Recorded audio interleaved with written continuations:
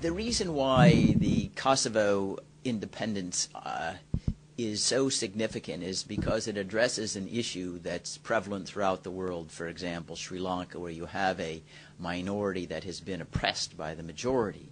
And we have always had rather blurry lines in knowing, well, when does the oppression reach a sufficiently intense and egregious level that you're entitled to walk away from a sovereign and establish your separate statehood?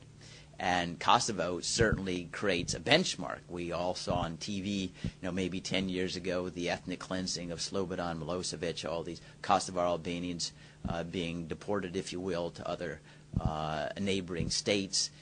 We had the beatings of the Kosovar Albanians, the end of their regional autonomy in Serbia, that collection of wrongdoing that ultimately culminated now in an independent state.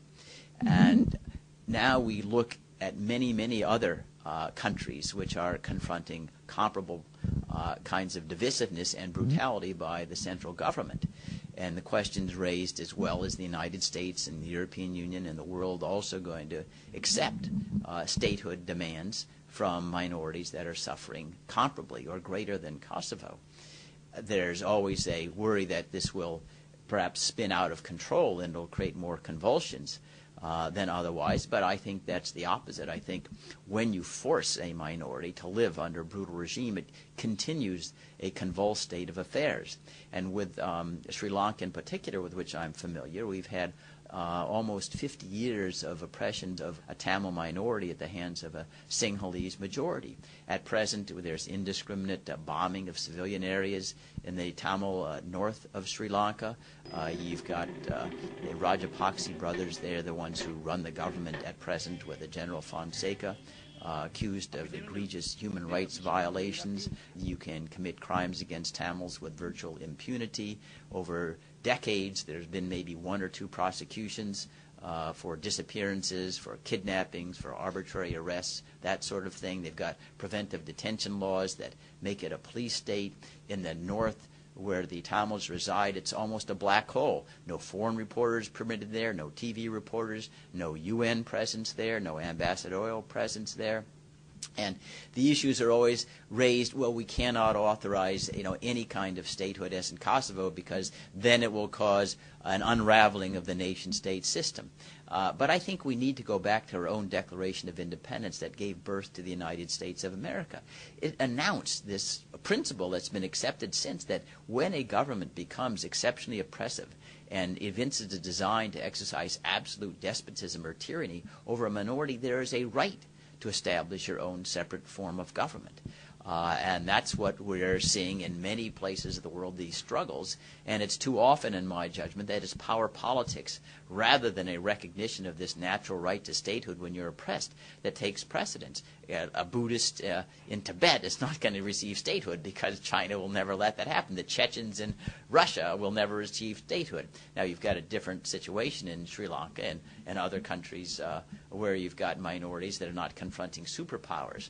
But surely I think the Kosovo independence should shine a spotlight on these areas of the world, because I think in the long run, separate statehoods create greater stability. It's not greater convulsions. Think, for example, after the separation of Yugoslavia, where you, at one time, when you had Slobodan Milosevic in Serbia trying to dominate the other provinces, Croatia, Bosnia-Herzegovina, Slovenia, you had constant turmoil and friction. Now, with separate states, it's much more peaceful. The political stability and ground is much more conducive to human rights and all those aspirations that we hold sacred in the United States. And I think that we've got to get away from this idea that we need to support the central government everywhere, because it's always preferable to have a unified state rather than different ones. And I think that carries also some ramifications for Iraq.